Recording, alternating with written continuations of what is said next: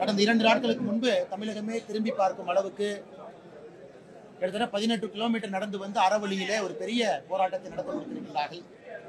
குறிப்பாக வெள்ளாளப்பட்டி, அரிட்டாப்பட்டி, நாயக்கர்பட்டி இந்த பகுதி முழுவதுமே ஆயிரக்கணக்கான லட்சக்கணக்கான மக்கள் தலைவர்களுடைய தலைமையில கிராமத்துல வெளியெல்லாம் போராட்டம் பண்ணிட்டு இருக்காங்க.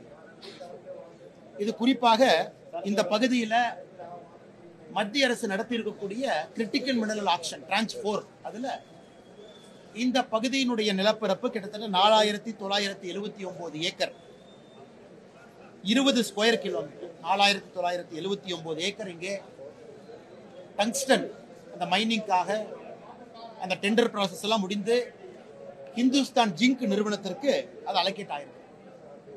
அதன் பிறகு கிராம மக்கள் எல்லோரும் கூட இந்த பகுதிக்கு இது வேண்டாம் என்று சொன்ன காரணத்தினால் டிசம்பர் 12ஆம் தேதி நாங்கள் மத்திய அரசு இதனுடைய பிரதிநிதியாக இருக்கக்கூடிய சுரங்கத்துறை அமைச்சர் திரு கிஷன் ரெட்டி அவர்களை சந்தித்து முறையிட்டோம். அதன் பிறகு உடனடியாக அமைச்சரும் கூட இதற்கு ஒரு வழிவகுத்து இந்த பகுதியில் வரக்கூடிய இந்த டங்ஸ்டன் பிளாக் இங்கே நடைபெற வேண்டாம், மாநில அரசு கொடுத்திருக்கக்கூடிய லெட்டர் ஆஃப் இன்டென்ட் LOI அதை நீங்க கொடுக்காதீங்க, உடனடியாக நிறுத்தி வைங்க என்று ஒரு கடிதம் எழுதியிருந்தார். அது ஆன பிறகும் கூட நம்முடைய சொந்தங்கள் தொடர்ந்து பல்வேறு வகையான போராட்டம் ஆர்ப்பாட்டத்தில் ஈடுபட்டிருந்தார்கள். இது அதனால்தான் இன்னைக்கு நாம நேரடியாக வந்து மக்களை சந்தித்து பேச வேண்டும் என்பதற்காக இந்த பகுதிக்கு வந்தோம். இந்த ஊரினுடைய அம்பலக்கார ஐயா, சமுதாய தலைவர்கள் எல்லோரும் இந்த கூட்டத்தில் கட்சி பேதம் என்று எல்லா கட்சி தலைவர்களும் தொண்டர்களும் பங்கேற்றிருக்கிறார்கள். அதுல முக்கியமாக மக்களுக்கு நம்ம புரிய வச்சோம் இந்த டெண்டர் எப்படி வந்துச்சு, எதற்காக மத்திய அரசு இதை கொண்டு வந்தாங்க, எதற்காக மாநில அரசும் கடிதம் எழுதும் பொழுது இதுக்கு அப்ஜெக்ஷன் பண்ணல, அப்ஜெக்ஷன் இல்லாதனால மத்திய அரசு அதை டெண்டர்ல போட்டாங்க, டிரான்ச் 4 டெண்டர்ல போட்டாங்க. உண்மையை சொல்ல வேண்டும் என்றால் டிரான்ச் 2 டெண்டர்லயே போட்டிருந்தாங்க. பிப்ரவரி மாதம் 2024 நடந்த டெண்டர்ல அப்பொழுது யாருமே டெண்டர்ல இந்த பிளாக்கை எடுக்கல. யாருமே எடுக்காத காரணத்தினால் மத்திய அரசு மறுபடியும் 2வது முறையாக டெண்டர் விடுறாங்க டிரான்ச் 4ல. அந்த 2வது முறையாக விடப்பட்ட டெண்டர்ல ஹிந்துஸ்தான் ஜிங்க் நிறுவனம் அந்த டெண்டர்ல அவங்க வெற்றி பெறாங்க. இன்னைக்கு மக்கள் எங்களுக்கு வேண்டவே வேண்டாம் என்று சொல்லிய பிறகு இங்கே வந்து அரசியெல்லாம் தாண்டி மாநில அரசு மத்திய அரசு எல்லாவற்றையும் தாண்டி மக்களுடைய கோரிக்கை பெரும் கோரிக்கையா இருந்தது. அதனால் இது அமைச்சர் சுரங்கத்துறை அமைச்சர் கிஷன் ரெட்டி ஐயா கவனத்துக்கு எடுத்துட்டு போனார். ஐயா தன்னுடைய செய்தி குறிப்புல 24 டிசம்பர் செய்தி குறிப்புல தெளிவா சொல்லியிருந்தாங்க, இது 4979 ஏக்கராக இருந்தாலும் மத்திய அரசை பொறுத்தவரை உங்களுக்கு ₹1 வருமானத்தில் இல்ல. மத்திய அரசு வந்து டெண்டர் கூப்பர் அத்தாரிட்டி மட்டும்தான். ₹1 கூட இதன் மூலமாக மத்திய அரசுக்கு வருமானம் இல்லை. எல்லா வருமானமும் மாநில அரசுக்கும் உள்ளூர் பஞ்சாயத்துக்கு தான் மூலமா வருமானம் வருது. நாங்க டெண்டர் இஷ்யூவிங் அத்தாரிட்டி மட்டும்தான். மாநில அரசு தான் லெட்டர் ஆஃப் இன்டென்ட் கொடுக்கணும், மாநில அரசு தான் மைனிங் லீஸ் கொடுக்கணும், மாநில அரசு தான் என்விரான்மெண்டல் கிளியரன்ஸ் கொடுக்கணும், எதுவுமே கொடுக்க வேண்டாம் நாங்க சொல்லிட்டோம். அதனால மக்களுடைய கோரிக்கை எந்த காரணத்திற்கும் இங்க டெண்டர் வேண்டாம், எந்த காரணத்திற்கும் பல்லுயிர் தளம் கிட்டத்தட்ட 477 ஏக்கர் இருக்கு, அதுவும் தாண்டி பக்கத்துல எங்கேயும் எங்களுக்கு வேண்டாம் என்கின்ற கோரிக்கையை வச்சிருக்கிறாங்க. அதன்படி நாங்கள் கிஷன் ரெட்டி ஐயாட்டை எடுத்துட்டு போயிருக்கிறோம். 17, 18, 19 ஐயா அவர்கள் சென்னைக்கு வருவதற்கான வாய்ப்பு இருக்கு. இல்லைன்னா டெல்லி கூட்டிட்டு போறோம் 5 தலைவர்கள் 20ஆம் தேதிக்குள்ள. இந்த பகுதி முழுவதுமே இது வராது என்கின்ற உத்தரவாதத்தை பாரதிய ஜனதா கட்சி என்று அளித்திருக்கின்றோம். 4979 ஏக்கர்ல இது வராது அப்படி. அதனால் அதை சுரங்கத்துறை அமைச்சர் ஐயா கிஷன் ரெட்டி அவர்களே சொல்ல இருக்கிறாங்க. அதனால் மக்கள்கிட்ட குறிப்பா நாம் வந்ததற்கான காரணம் பொங்கல் பண்டிகை இருக்கு, எல்லாரும் சந்தோஷமாக கொண்டாட வேண்டிய நிலைமையில ஒரு பயத்தோடு இது நடக்குமா நடக்காதா என்கின்ற ஆதங்கத்தோடு ஒரு பொங்கல் பண்டிகையை கூட கொண்டாட முடியாத மக்கள் இருப்பாங்க, தவிப்பாங்க அப்படிங்கிற ஒரு காரணத்திற்காகத்தான் இன்னைக்கு ஓடி வந்தோம். அதனால் நீங்க தயவு செய்து இந்த போராட்டத்தை கைவிடுங்க ஐயா.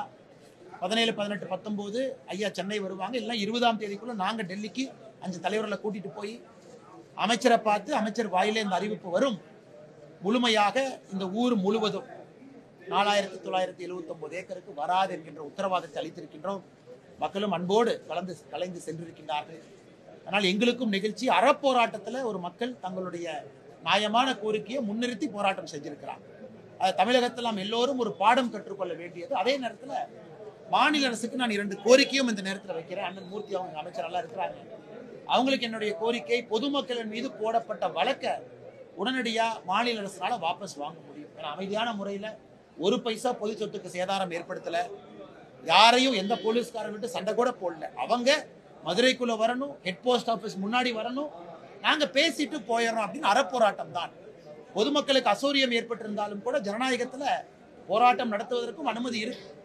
ஆனால் மாநில அரசு உடனடியாக இவர்கள் மீது போட்டிருக்கக்கூடிய வழக்கை அதை வாபஸ் பெறணும், கைவிட வேண்டும் என்பது எங்களுடைய கோரிக்கை. அது மாநில அரசு செய்வார்கள் என்கின்ற நம்பிக்கை. அதே நேரத்தில் இந்த 20 ஸ்கொயர் கிலோமீட்டர் அப்படின்னா கிட்டத்தட்ட இந்த 4979 ஏக்கர்ல ஒரு சொத்தை வாங்குவதற்கோ விற்பதற்கோ அந்த ஈசி என்கம்பரன்ஸ் சர்டிபிகேட் அது இத்தனை நாளா லாக்கில் இருந்துச்சு. நேற்று மாநில அரசு அதை அன்லாக் பண்ணியிருப்பதாக நான் அறிகின்றேன். ஸோ நேற்றிலிருந்து இந்த என்கம்பரன்ஸ் சர்டிபிகேட் எடுப்பதற்கு அந்த லாக்கை நேற்றிலிருந்து ரிலீஸ் பண்ணியிருக்கிறாங்க. அதனால் இந்த நேரத்தில் மாநில அரசுக்கும் நான் நன்றி தெரிவித்துக் கொள்கின்றேன். காரணம் அந்த ஈசி இப்ப மக்கள் வாங்குவதற்கு விற்பதற்கான உரிமை இப்ப வந்துருச்சு. மூன்றாவது எங்களுடைய கோரிக்கை, இனி அடுத்த கட்டம் தமிழகத்துல இது போன்ற ஒரு கனிம வளம் எல்லாம் நாம டெண்டருக்கு வரும் பொழுது ஒரு மத்திய அரசு கேட்கும் பொழுது சரியான முறையில் நாம் பதில் கடிதம் போட வேண்டும். ஏன்னா இவ்வளவு பெரிய குழப்பம் திரும்ப ஏற்படக்கூடாது என்பதும் எங்களுடைய கோரிக்கை. அப்ப வரும் பொழுதே ஒரு கிராம சபை போட்டு கிராம சபையில மக்களுடைய கருத்தை கேட்டு அதை சரியான முறையில் ஆராய்ந்து அது அப்பொழுதே மாநில அரசு எதிர்ப்பு தெரிவிச்சா மத்திய அரசு அதை டெண்டர் கொண்டு போறது கிடையாது. அதையும் மாநில அரசு வருகின்ற காலத்துல பிரச்சனைக்குரிய இடத்துல உண்மையால கிராமம் இருக்கு. ஏன்னா இதெல்லாமே முல்லை பெரியார் நீர்ப்பாசன பகுதி. இந்த பல்லுயிர் தளத்தை தாண்டி இதெல்லாம் விவசாய பகுதி, மக்கள் ஆண்டாண்டு காலமாக இருக்கக்கூடிய பகுதி, சமணர் படுகை இருக்கக்கூடிய பகுதி, 2000 ஆண்டுகளுக்கு முக்கியமான தொல்லியல் எல்லாம் இருக்கக்கூடிய பகுதி. அதை மாநில அரசு அடுத்து வரக்கூடிய டெண்டர்ல இதற்கு ஒரு சிறப்பு கவனம் கொடுத்து சரியான முறையில் கடித பரிமாற்றம் நடத்த வேண்டும் என்றும் மாநில அரசு இந்த நேரத்தில் நான் கேட்டுக்கொள்கிறேன். ஆனால் வந்திருக்கக்கூடிய பத்திரிகை நண்பர்களுக்கு நன்றி தெரிவித்து, குறிப்பாக என்னோடு இருக்கக்கூடிய அம்பலக்காரர் ஐயா இருக்கிறாங்க, சமுதாய தலைவர்கள் இருக்கிறாங்க, அண்ணன் கேசி திருமாறன் இருக்கிறாங்க, எங்களுடைய மாவட்ட தலைவர் அண்ணன் இருக்கிறாங்க, மூத்த தலைவர்கள் எல்லோரும் இருக்கிறாங்க, கிராம மக்கள் இருக்கிறாங்க. எல்லோருக்கும் இந்த நேரத்தில் நன்றி தெரிவித்துக்கிறேன். சார், அவங்க அவ்வளவு தூரம் தொடர்ச்சியா போராடினதுக்கு அப்புறம் தான் ரீகிளாசிஃபை மறுவரை பண்றோம் அப்படின்ற ஒரு தகவலையே சென்ட்ரல் கவர்மெண்ட் அனௌன்ஸ் பண்றாங்க. அதுதான் அவங்களுக்கு இன்னும் கொஞ்சம் என்னங்க நான் ரீகிளாசிஃபை இல்ல, அந்த குறிப்பிட்ட பல்லுயிர் பாரம்பரிய சூழலியல் தளத்தை தவிர்த்துட்டு மற்ற இடங்கள்ல திட்டத்தை கொண்டு வரதுக்கான சாத்தியங்களை ஆய்வு செய்யுங்க. எதுக்கு நாம இதை சொல்றாங்கன்னா, மாநில அரசு கடைசியாக எழுதின கடிதங்கண்ணா, அதாவது மாநில அரசு கடைசியாக எழுதின கடிதம் எப்பன்னா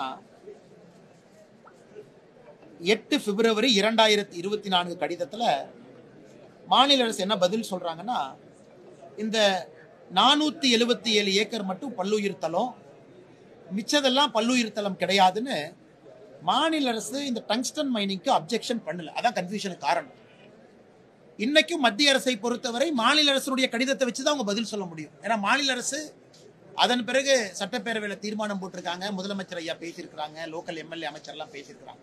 ஸோ மாநில அரசுடைய கடைசி கடிதம் பிப்ரவரி மாதத்தில் எழுதுனதுல பல்லுயிர் தளத்தை தவிர்த்துன்னு தான் இருக்கு. அதனால இன்னைக்கு நாம அடுத்த கட்டமா போறோம். இந்த 4979 ஏக்கரும் வேண்டாம் அப்படிங்கிறது, அதாவது 20 ஸ்கொயர் கிலோமீட்டர் சுற்றளவுக்குள்ள. ஏன்னா மிச்ச இடத்துல விவசாய நிலம் இருக்கு, முல்லை பெரியார் பாசனம் இருக்கு, பல்லுயிர் தளத்தை தாண்டி. இன்னைக்கு மக்கள் இன்னொரு கோரிக்கை வைக்கிறாங்க, எப்படி டெல்டா பகுதியில் இது பாதுகாக்கப்பட்ட வேளாண் மண்டலமா அறிவிச்சிருக்கிறீங்களோ அதுபோல இந்த பகுதியும் அறிவிக்க வேண்டும் என்பது உள்ளூர் மக்களுடைய நியாயமான கோரிக்கை. இதை அறிவிப்பதற்கான முழு பொறுப்பும் அதிகாரமும் மாநில அரசுக்கு இருக்கு. ஆனால் மக்களுடைய கோரிக்கையை நாங்களும் இந்த நேரத்தில் ஆமோதிக்கின்றோம். குறிப்பாக தமிழகத்தில் எங்கெல்லாம் நீர் பிரிப்பு பகுதி இருக்கு, பாசன வசதி இருக்கு, அங்கெல்லாம் எந்த விதமான ஒரு இண்டஸ்ட்ரியை கொண்டு வரக்கூடாது. அதனால்தான் இன்னைக்கு தெளிவாக திட்டவட்டமாக பாரதிய ஜனதா கட்சி இன்னைக்கு நாங்கள் சொல்லி இருக்கின்றோம்.